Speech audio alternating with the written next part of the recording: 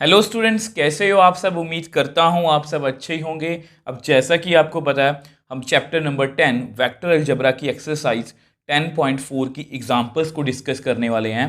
अब last video में हमने इसका सारा बेसिक पार्ट डिस्कस किया था और उसमें मैंने काफ़ी एफर्ट्स लगाए थे कि क्रॉस प्रोडक्ट को किस तरह से हम ईजी वे में समझ सकते हैं। अगर हम ब्रीफिंग करना चाहूँ तो ये क्रॉस प्रोडक्ट की मतलब कि एक हिसाब से डेफिनेशन है। A magnitude B magnitude sine theta into N cap theta, उनके बीच में एंगल है। ए और बी दोनों नॉन जीरो वेक्टर्स हैं। अब ये आपको पता है right hand thumb rule follow करता है कि इसमें मैंने आपको ये भी बताया था कि इसकी हम राइट हैंड थंब रूल कैसे काम करता है कि ए जो वेक्टर पहले है उसकी वेक्टर डायरेक्शन में राइट हैंड पाम दूसरे वेक्टर की तरफ और थंब ऊपर की तरफ है तो एन कैप ऊपर होगा या नीचे होगा। तो ये सब कुछ इसके बारे में मैंने आपको कहानी भी सुनाई थी। अब वो कहानी से आपको काफ़ी हेल्प भी मिली होगी। तो ये हमारी क्रॉस प्रोडक्ट है। अब इसमें ना हमने कुछ इम्पॉर्टेंट रिजल्ट किए थे कि इसको इम्पॉर्टेंट ऑब्जर्वेशंस भी बोल सकते हो कि अगर दोनों में से एक वेक्टर भी जीरो होगा तो क्रॉस जीरो होगी। A cross B not equal to B cross A, यहाँ पर माइनस का फर्क होता है। ए क्रॉस ए जीरो होता है और अगर दो वेक्टर्स पैरेलल या कोलिनियर हैं तो उनकी क्रॉस जीरो होगी। एंगल ऐसे फाइंड करेंगे, ये सबसे इंपॉर्टेंट है क्वेश्चंस करने के लिए। और उसके बाद प्रॉपर्टीज़ हैं और ये एप्लीकेशन है कि एरिया ऑफ ट्रायंगल को हम इस तरह से फाइंड कर सकते हैं, एरिया ऑफ पैरेललोग्राम को हम इस तरह से फाइंड कर सकते हैं। और ये आपको सब कुछ मतलब सबसे ज़्यादा हेल्प करने वाली है कि क्रॉस को हमने देखो ऐसे सीखा था कि क्रॉस को हम क्वेश्चंस पहले कैलकुलेट कैसे करते हैं और फिर उसको क्वेश्चंस में कैसे यूज़ करेंगे। तो जस्ट दोनों वेक्टर्स का हम डिटर्मिनेंट फाइंड कर लेंगे तो हमारे पास क्रॉस का आंसर आ जाएगा। तो ये सब कुछ आपको पता होना चाहिए। अगर आपको पता है तो बहुत अच्छी बात है, और अगर आपको नहीं पता तो मैं आपसे यही रिक्वेस्ट करूंगा कि प्लीज़ पहले वो वीडियो देख के आओ। मैं आप बिलीव नहीं करोगे, एक बार वो वीडियो देख लो उसके बाद शायद आपको इस वीडियो की ज़रूरत भी नहीं रहेगी। आप खुद सारी एग्जांपल्स जो है वो सॉल्व कर लोगे। इस चैप्टर की पूरी प्लेलिस्ट आपको नीचे डिस्क्रिप्शन बॉक्स में मिल जाएगी। और हमेशा की तरह आपको पता ही है, टाइम स्टैम्प्स तो मैं आपको हमेशा हर एक एग्जाम्पल, हर एक क्वेश्चन, हर एक टॉपिक की देता हूँ, वो भी आपको डिस्क्रिप्शन बॉक्स में मिल जाएगी। तो एक अच्छे मन से, एक पॉजिटिव मन से आज की वीडियो को शुरू करते हैं। अब देखो, ये हमारी आज की फर्स्ट एग्जाम्पल है, एग्जाम्पल नंबर 22। फाइंड ए क्रॉस बी का मैग्नीट्यूड। ए वेक्टर दिया हुआ है 2y प्लस जे प्लस 3k, बी वेक्टर कितना है 3i plus 5j minus 2k। अब जैसा कि वेक्टर्स में मैं स्टार्टिंग से बोलता आ रहा हूँ कि इसके बेसिक्स में हमें टाइम लगेगा, इसको सीखने में हमें टाइम लगेगा, बट जब हमने सीख लिया तो इसकी एग्जाम्पल्स और क्वेश्चंस हमारे लिए कुछ भी नहीं है। आप खुद सोच लेना, आप खुद देखना ये एग्जाम्पल कितनी ईजी है। तो हमें बेसिकली ए क्रॉस बी फाइंड करना है और उसके बाद उसका मैग्नीट्यूड।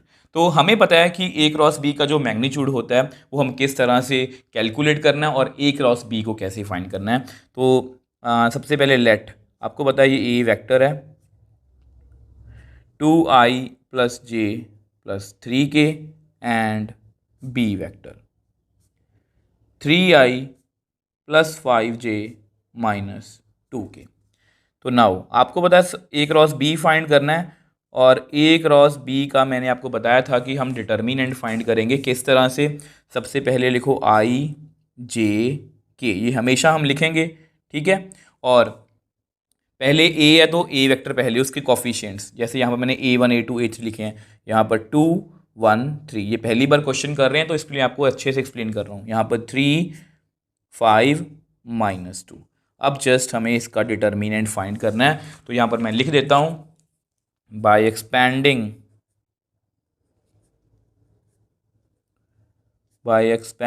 थ्रू रो 1। तो इसको रो 1 से एक्सपैंड कर देते हैं, तो which implies A cross b कितना आएगा। सबसे पहले आई, तो हम आई वाली रो और कॉलम को छोड़ देंगे, तो 1 5 3 माइनस 2। उसके बाद हमेशा फॉर्मूले में जे मतलब माइनस होता है, यहाँ पर जे है तो हम क्या करेंगे, जे वाली रो और जे वाली कॉलम को छोड़ देंगे, तो कितना आएगा 2 3 3 माइनस 2, फिर प्लस और यहाँ पर है के कैप। अब के वाली रो और के वाली कॉलम को छोड़ देते हैं, तो 2 1 3 5। अब इसके बाद जस्ट हमें इसको एक्सपैंड ही करना है, left top left top left top. आपको पता है मैंने आपको हमेशा इसी तरह से कराया, माइनस जो बाकी रह गया, माइनस जो बाकी रह गया, माइनस जो बाकी रह गया। डिटर्मिनेंट में मैंने आपको हमेशा इसी तरह से करवाया। तो आई अब लेफ़्ट टॉप मतलब लेफ़्ट के टॉप से स्टार्ट करेंगे हम, हमेशा कुछ बच्चे उल्टा स्टार्ट कर देते हैं, इसलिए मैंने आपको इस तरह से बोलना सिखाया था। 1 को -2 से किया -2, -3 को 5 से किया 15। तो बस 2 को -2 से किया -4, माइनस यहाँ माइनस होता है, ठीक है। 3 3 ज़ा 9, कुछ बच्चे यहाँ पर माइनस प्लस में गड़बड़ करते हैं। तो 2 5 ज़ा 10, -3 1 ज़ा 3। तो which implies A cross b कितना आ गया, -17i, ये कितना बन गया -13, और ये कितना बन गया 7। तो which implies A cross B का फाइनल आंसर कितना आ गया, -17i cap plus minus plus 13j cap plus 7k cap.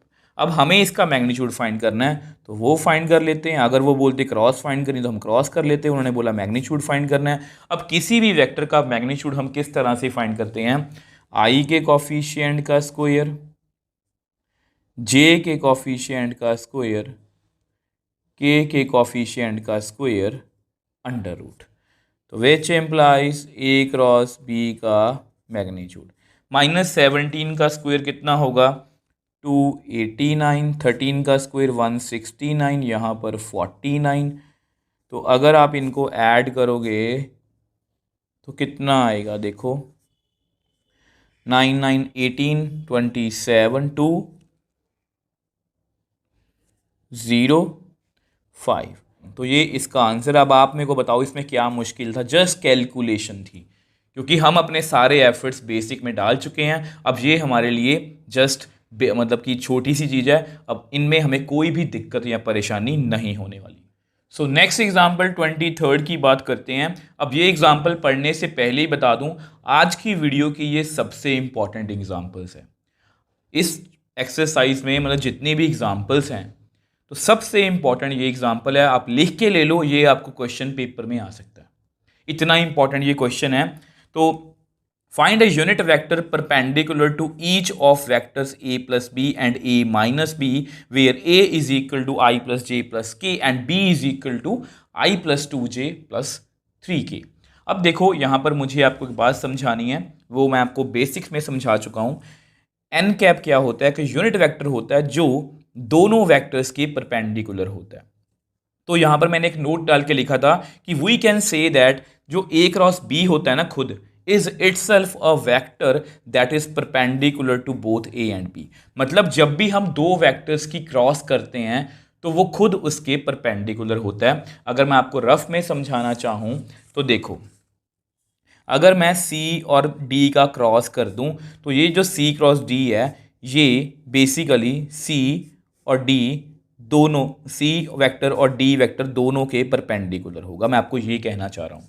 अब मुझे यहाँ पर मतलब जब भी ऐसा क्वेश्चन आए कि कोई ऐसा वेक्टर निकालो, फाइंड अ यूनिट वेक्टर जो इन दोनों के परपेंडिकुलर हो, मतलब अगर मैं A प्लस बी वेक्टर निकाल दूं और a माइनस बी वैक्टर निकाल दूं, अब इन दोनों पर परपेंडिकुलर मुझे कोई वेक्टर देखना है तो मैं इनकी क्रॉस कर दूंगा। तो ये वाला जो वेक्टर है ये a प्लस बी और a माइनस बी दोनों पर परपेंडिकुलर होगा। मतलब जस्ट मुझे किसी भी वेक्टर की क्रॉस करने की जरूरत है। अगर मुझे पेपर में कोई भी क्वेश्चन आए ना, मुझे पेपर में कोई भी क्वेश्चन आए कि एक यूनिट वेक्टर निकाल दो जो इन दोनों वेक्टर्स के परपेंडिकुलर हो, आपको जस्ट उन दोनों वेक्टर्स की क्रॉस कर देनी है, बस दैट्स इट। तो इसलिए ये इतना इंपॉर्टेंट क्वेश्चन है, इसको आपने बहुत ध्यान से करना है। तो देखो अब ऐसा करते हैं, सबसे पहले ए वेक्टर को लिखते हैं, लेट ए वेक्टर। अब मैंने आपको सारी मैपिंग तो समझा ही दी है कि हम क्या करने वाले हैं, क्योंकि सब कुछ ना हम बेसिक में सीख चुके हैं।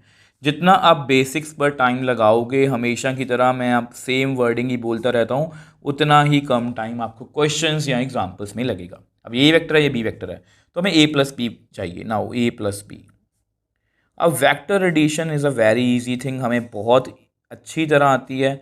आई plus J plus k plus i plus 2j plus 3k।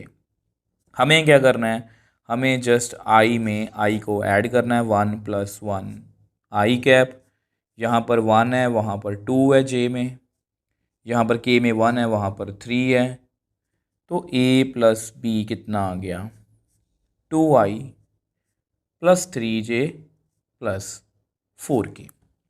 ठीक है, अब ऐसा करो, इसको नंबर देना, नंबर दे दो वैसे ही। चलो ये हो गया हमारा। अगेन या नाउ ए माइनस बी, अब वो भी कर लेते हैं। तो ए को पहले लिखते हैं आई प्लस जे प्लस के माइनस आई प्लस 2j प्लस 3k। अब ये तो बहुत ईजी है, देखो 1 माइनस 1 आई कैप, यहाँ पर 1 है, यहाँ माइनस है, यहाँ पर 2 है, जे कैप, यहाँ पर 1 है, यहाँ पर माइनस, फिर 3 के कैप। तो a माइनस बी वैक्टर कितना आ गया, 0i minus 1j minus 2k। तो ये हमारे वैसे a माइनस बी की फाइनल वैल्यू है। वैसे आप ऐसे ही लिखो तो ज़्यादा अच्छा है, मैं पहले और तरह लिखने लगा था, बट इसको आप अगर ऐसे ही लिखोगे ज़्यादा अच्छी बात है। मैं आपको अभी बताता हूँ क्यों कह रहा हूँ। तो देखो a प्लस बी वैक्टर भी निकाल लिया, a माइनस बी वैक्टर भी निकाल लिया। अब हमें क्या करना है, हमें जस्ट इसकी क्रॉस करनी है। तो क्रॉस करके जो भी हमें वेक्टर मिलेगा वो a प्लस बी के भी परपेंडिकुलर होगा, a माइनस बी के भी परपेंडिकुलर होगा। तो now a plus b cross a minus b. ठीक है, तो इसकी क्रॉस में कैसे करते हैं आपको पता है, आई जे के मैंने आपको आज ही लास्ट एग्जाम्पल में बताया। हमें क्या करना है, a प्लस बी मैंने पहले लिखा है ना, तो इसके कॉफिशिएंट्स लिख लो 2 3 4। अब यहाँ पर इसके कॉफिशिएंट देखो 0 माइनस 1 माइनस 2। तभी मैं बोल रहा था इसको ऐसे ही लिख लो, क्योंकि कुछ बच्चे ना इसको ऐसे लिख लेते हैं माइनस जे माइनस 2 के। ठीक है, और वो फिर गलती क्या करते हैं, वो लिखेंगे आई जे के, यहाँ पर 2 3 4, यहाँ पर माइनस 1, यहाँ माइनस 2, क्योंकि वो यहाँ से स्टार्ट करते हैं, इसको भूल जाते हैं। तो इसलिए ऐसे लिख लिया करो। तो अब हमें क्या करना है, एक्सपैंडिंग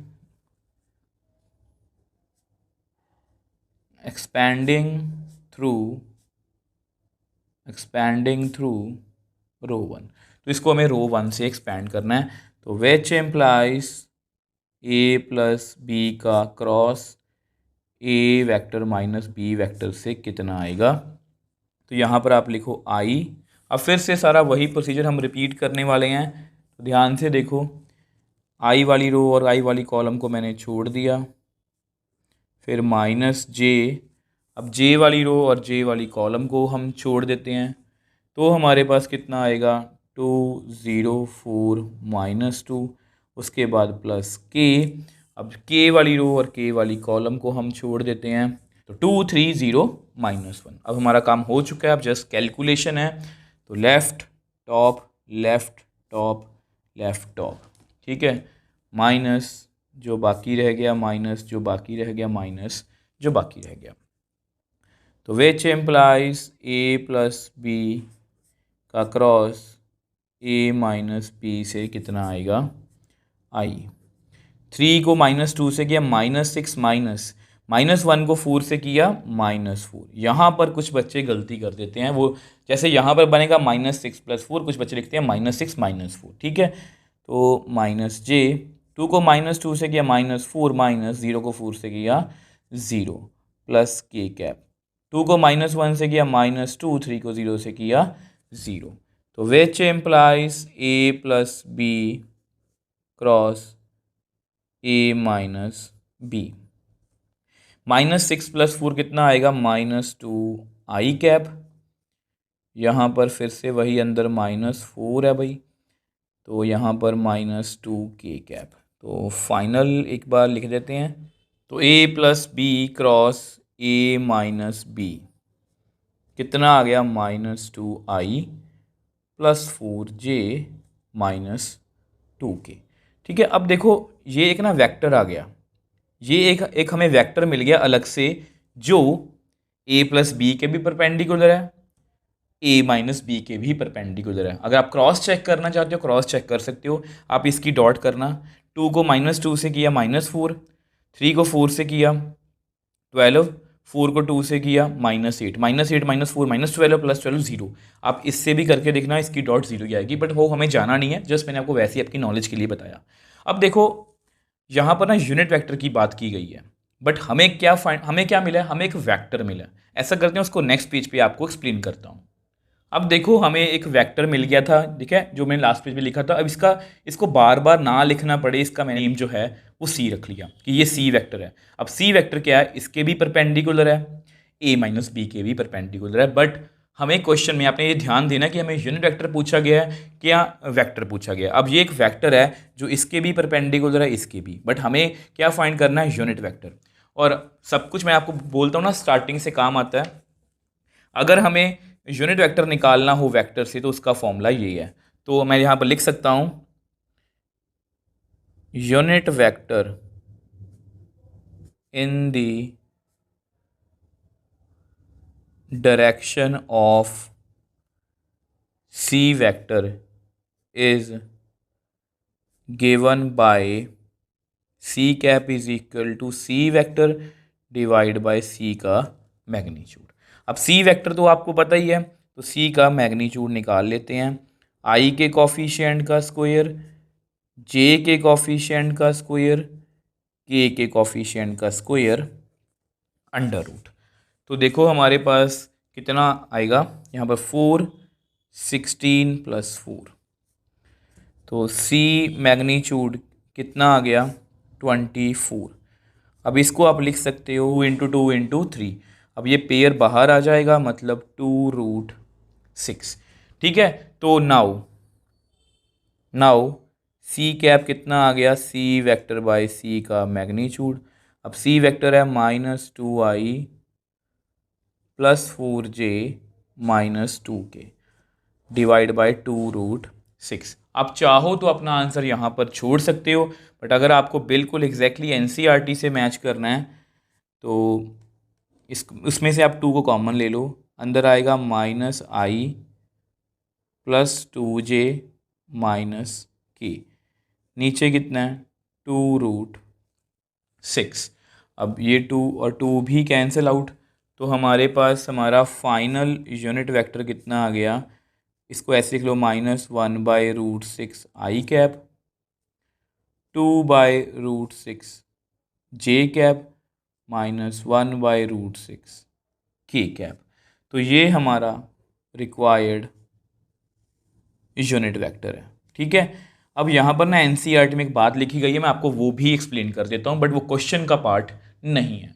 अब देखो आपको पता है कि सी वेक्टर क्या है, यूनिट वेक्टर है, जो ये आंसर है जो a+b और a-b दोनों के परपेंडिकुलर है।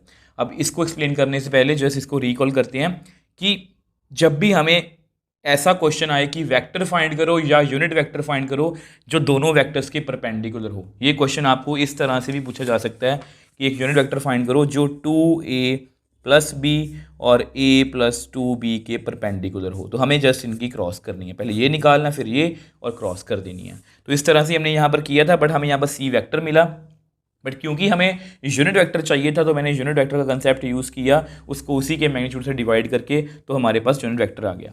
अब आपकी एनसीईआरटी में ये भी आंसर लिखा गया है। आपको पता है जब भी हम क्रॉस करते हैं तो एक परपेंडिकुलर वेक्टर ऊपर होता है, एक नीचे भी हो सकता है, डिपेंडिंग अपॉन कि हम a क्रॉस b कर रहे हैं या b क्रॉस a कर रहे हैं।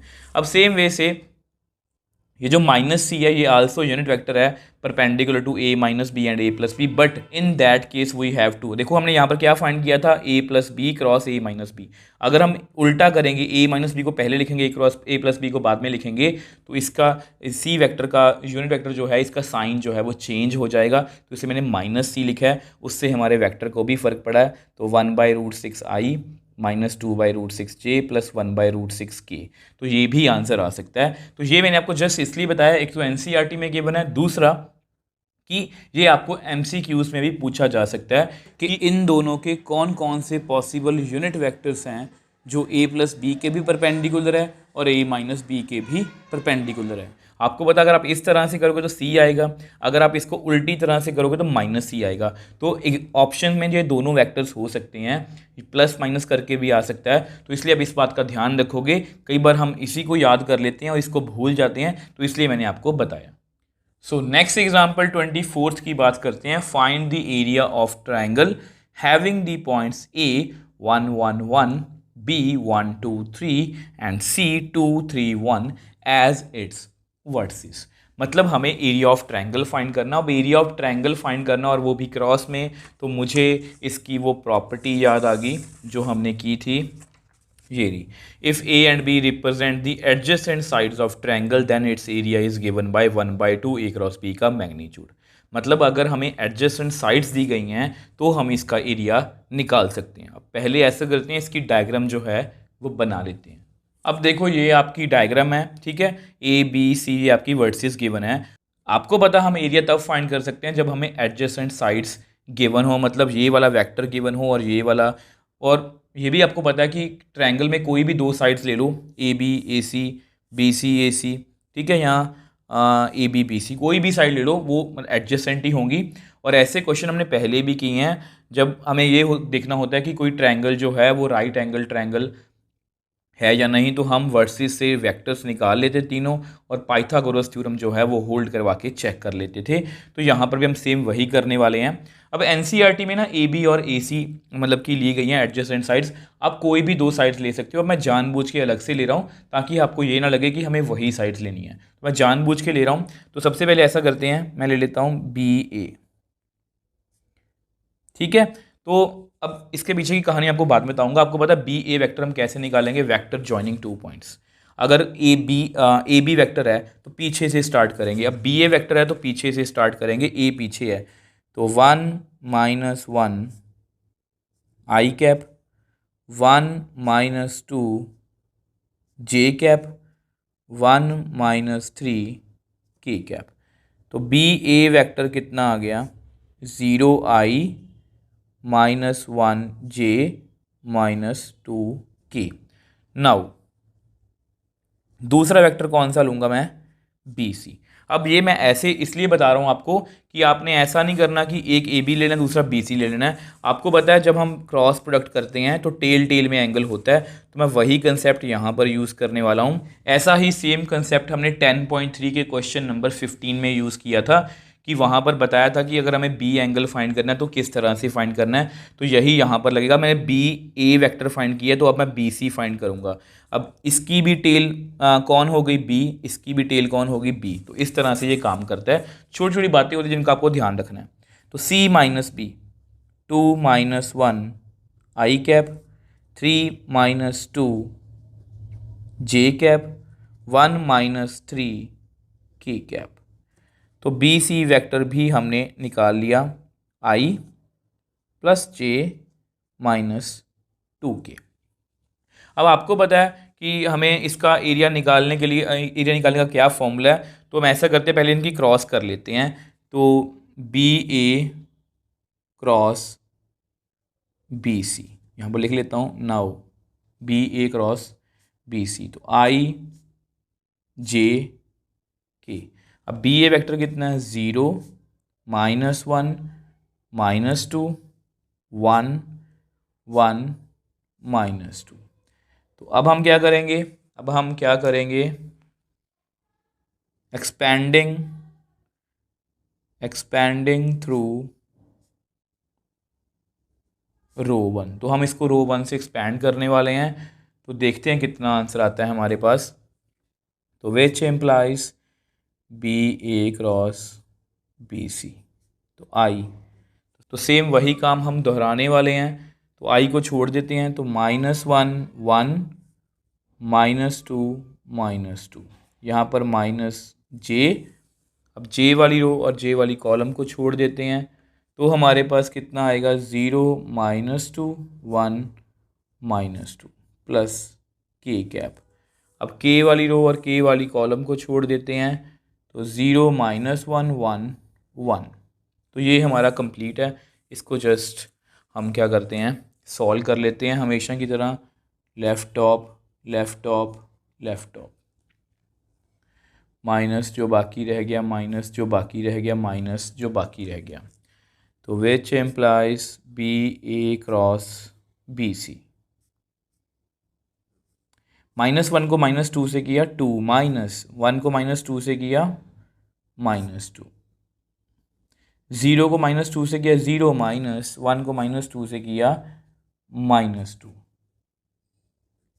0 को 1 से किया 0, -1 को -1 से किया -1। तो which implies b a cross b c, यहाँ पर कितना आएगा 4i, ये माइनस माइनस प्लस, यहाँ पर 2 आएगा, ठीक है, 2j प्लस के। तो which implies b a cross b c की वैल्यू कितनी आ गई 4i minus 2j plus 1k। अब आपको पता है कि एरिया ऑफ ट्रायंगल क्या होता है कि इन दोनों का मैग्नीट्यूड भी हमें निकालना पड़ेगा। Which implies b a cross b c का मैग्नीट्यूड भी आप निकाल दो, आई के कोफिशिएंट का स्क्वायर, जे के कोफिशिएंट का स्क्वायर, के कोफिशिएंट का स्क्वायर अंडर रूट।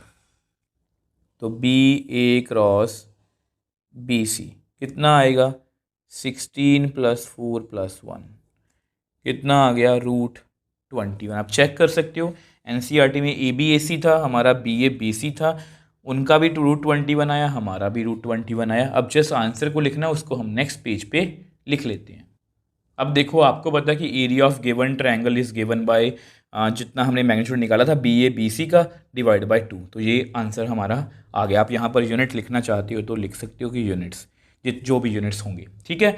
अब देखो एनसीईआरटी में भी ए बी ए सी से निकाला है, हमने बी ए बी सी से निकाला। ध्यान से देखो वहाँ पर भी ए बी ए सी मतलब ए टेल उनकी सेम है, यहाँ पर हमारी बी बी टेल सेम है। एनसीईआरटी ने एक्सप्लेन नहीं किया बट मैंने आपको एक्सप्लेन कर दिया। यही मेरा एक्सपीरियंस है, यही मेरे एफर्ट्स हैं आपके लिए कि मैं आपको छोटी छोटी बात बताता चलूँ। अगर आप इन छोटी छोटी बातों को अच्छे से सुनते हो तो वो मार्क्स में भी कन्वर्ट होंगी। यही छोटी छोटी बातें डिफरेंस क्रिएट करती हैं एक अच्छे स्टूडेंट में, एक एवरेज स्टूडेंट में और एक पुअर स्टूडेंट में।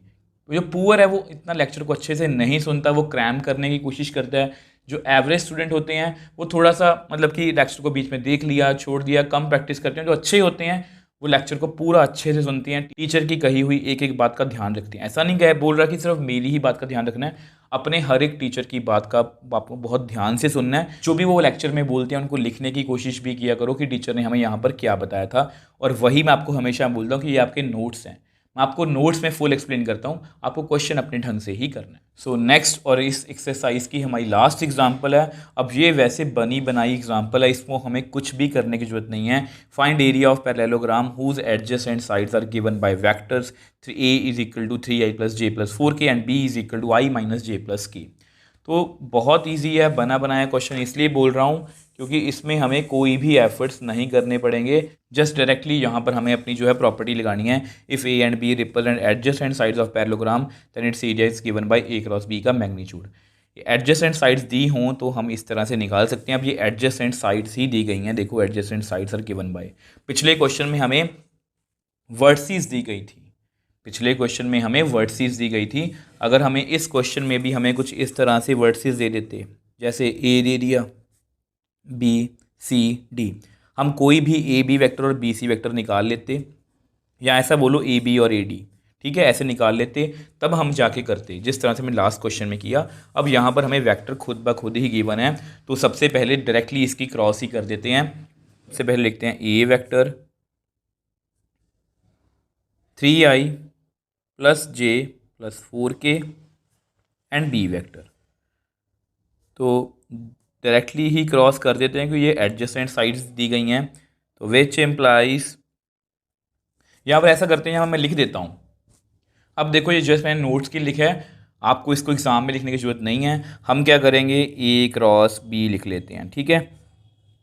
तो आई जे के, अब ए कितना है 3 1 4, बी कितना है 1 माइनस 1 1, जस्ट इसके मुझे कोफिशिएंट्स लिखने हैं। तो bye expanding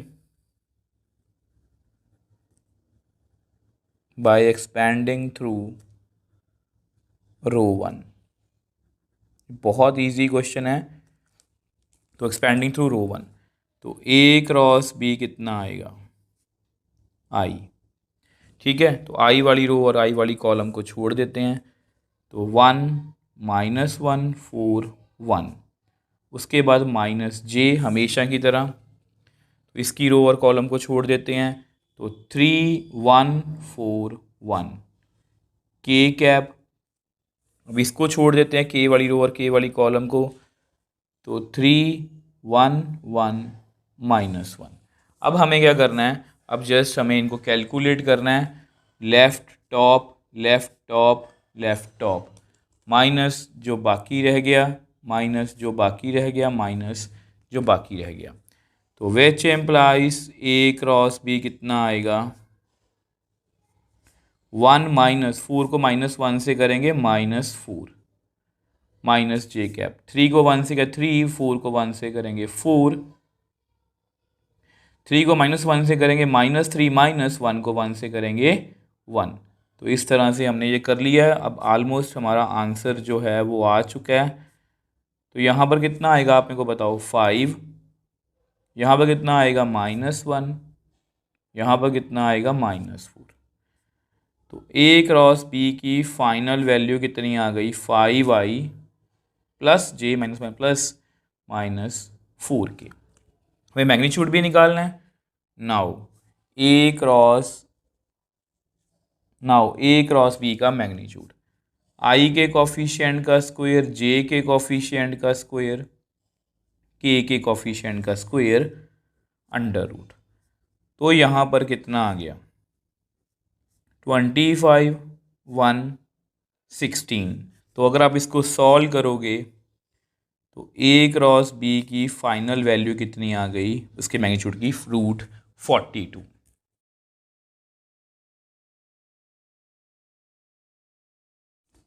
so therefore required area of parallelogram कितना आ गया, रूट 42 यूनिट्स। अब देख लो कितनी ईजिली हमने इसकी एग्जांपल्स सॉल्व कर लिया। अब खुद देखना आपके कुछ एफर्ट्स लगे हैं, बिल्कुल भी नहीं, हमें सब कुछ पहले से ही क्लियर था क्योंकि हमने बेसिक्स को अच्छे से किया। अब जितनी अच्छे से हमने इसकी, जितने ईजी तरीके से हमने इसकी एग्जांपल्स की हैं, सेम उसी तरह से इसकी एक्सरसाइज को भी हम सॉल्व कर लेंगे।